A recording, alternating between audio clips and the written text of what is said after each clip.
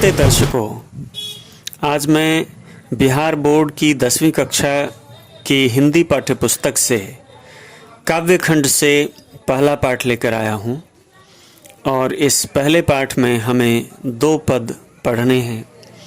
ये दोनों ही पद गुरु नानक के हैं। गुरु नानक जो सिख धर्म के प्रवर्तक थे और निर्गुण भक्ति धारा के एक प्रमुख कवि के रूप में जाने जाते हैं। ये निर्गुण निराकार ईश्वर के उपासक थे। गुरु नानक का जन्म 1469 ईस्वी में तलवंडी ग्राम में हुआ था, जो इस समय पाकिस्तान के लाहौर ज़िले में अवस्थित है। इनके जन्म स्थान को नानकाना साहब कहते हैं। गुरु नानक की प्रमुख रचनाएं हैं जपू जी, आशा दीवार, रहीरास और सोहिला। तो आइए हम लोग गुरु नानक के प्रथम पद को समझने की चेष्टा करें।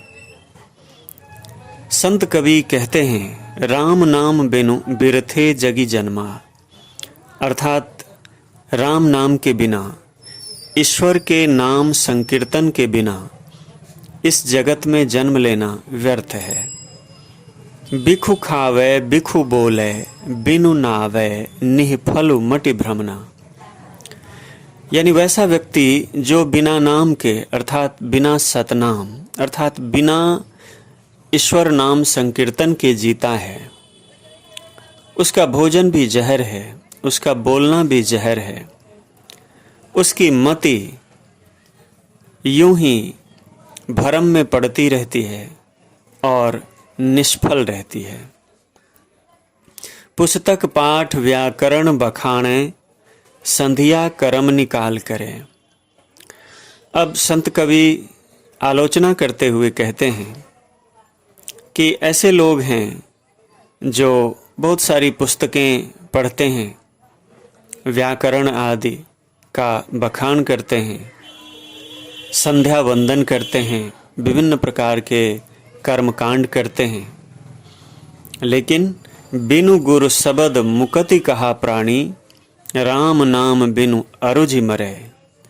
नानक कहते हैं कि बिना गुरु शब्द के अर्थात गुरु के उपदेश के बिना किसी भी व्यक्ति को मुक्ति नहीं मिल सकती।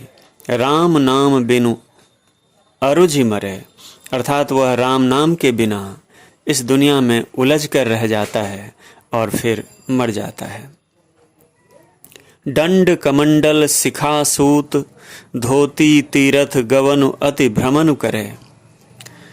ऐसे लोग जो कर्मकांड के दिखावे में जीते हैं अथवा पाखंडपूर्ण जीवन व्यतीत करते हैं, वे दंड धारण करते हैं खुद को सन्यासी दिखाने के लिए। हाथ में कमंडल लिए रहते हैं, बड़ी बड़ी शिखाएं रखते हैं, सूत अर्थात जनेऊ धारण करते हैं, धोती आदि पहनते हैं, विभिन्न प्रकार के तीर्थ में भ्रमण करते हैं और हमेशा इन सब आचार विचार में लगे रहते हैं। राम नाम बिनु शांति ना आवे, लेकिन राम नाम के बिना उन्हें ये सब करने के बावजूद शांति नहीं मिलती। जपि हरि हरि नाम सुपारी परे। और कवि कहते हैं कि जो हरि नाम का जप करता है सुपारी परे, अर्थात वह इस भवसागर के पार चले जाता है, अर्थात वही मुक्त हो पाता है। जटा मुकुट तन भस्म लगाई, वसन छोड़ी तन नगन भया। बहुत सारे लोग जटाजूट धारण करते हैं, मुकुट धारण करते हैं, अपने बदन में भस्म का लेप लगाते हैं, यहाँ तक कि वस्त्र भी छोड़ देते हैं, वे निर्वस्त्र हो जाते हैं, नंगे हो जाते हैं। जेते जिय जंत जल थल महियल, जत्र तत्र तू सरब जिया।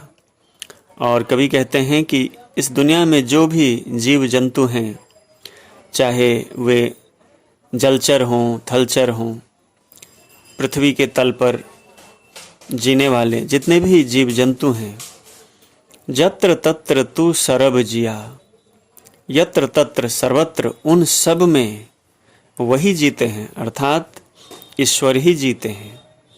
गुरु प्रसादि राखिले जन को, हरिरस नानक झोली पिया।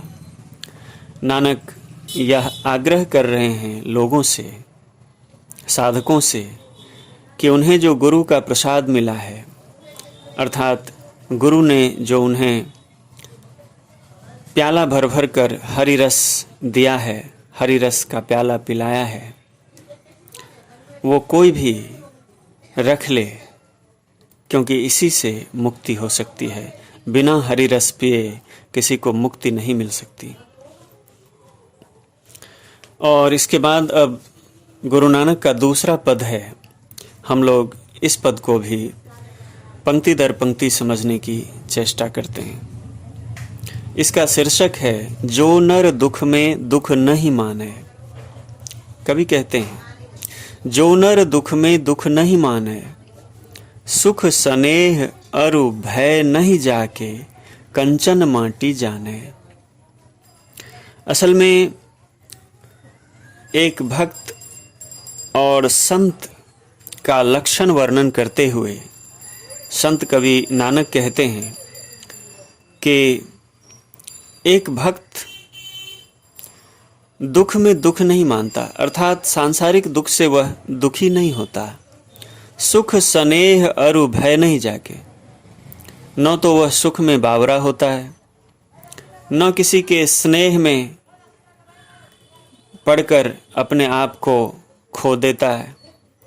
अरु भय नहीं जाके, और जिसे किसी का भय भी नहीं होता, डर भी नहीं होता।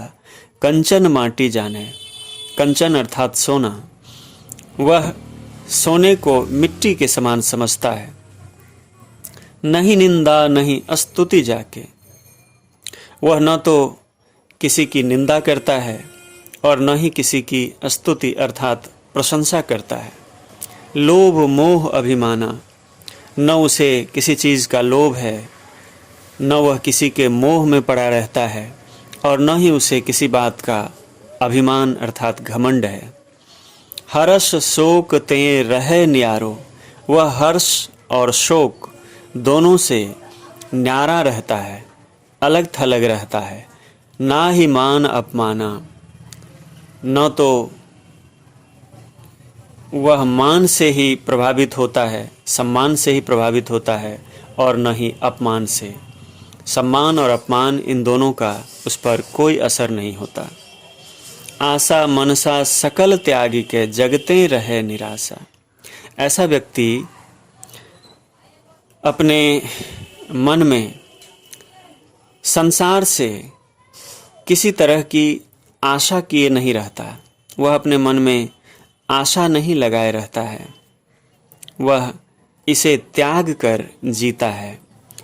संसार से वह सुख की अपेक्षा नहीं करता। काम क्रोध जेहि परसे नाहिन, तेहि घट ब्रह्म निवासा। और इन सभी लक्षणों के बाद नानक कहते हैं कि जिसके भीतर काम नहीं है, अर्थात तृष्णा नहीं है, क्रोध नहीं है, वह किसी बात पर क्रोधित नहीं होता, यानी काम क्रोध उसे छूता तक नहीं, स्पर्श तक नहीं करता। तेहि घट ब्रह्म निवासा, उस घट में अर्थात उस शरीर में ब्रह्म का निवास होता है, ईश्वर का निवास होता है। गुरु कृपा जहि नरपै किन्ही, तिन्हि यह जुगति पिछानी। और इस युक्ति की पहचान भी वही कर पाता है जिस पर गुरु की कृपा होती है, अन्यथा इस युक्ति की पहचान भी नहीं हो सकती। नानक लीन भयो गोविंद सो, ज्यों पानी संग पानी। और अंत में गोविंद अर्थात ईश्वर के साथ अपने संबंध को उपमित करते हुए कवि कहते हैं कि नानक ठीक उसी तरह गोविंद के साथ एक मेक हो गया है, जैसे पानी में पानी मिला दें तो कोई फर्क नहीं रह जाता। अर्थात नानक और ईश्वर में कोई फर्क नहीं रह गया है। नानक ईश्वर में डूब गए हैं, निमग्न हो गए हैं। तो मुझे लगता है ये दोनों ही पद आपको स्पष्ट हो गया होगा। इसी तरह से और भी वीडियोस देखने के लिए साहित्यांगन चैनल को सब्सक्राइब कर लें और इस पर आने वाले वीडियोस को लाइक करें, शेयर करें और कमेंट करें। आज के लिए इतना ही। आप सबका बहुत बहुत धन्यवाद।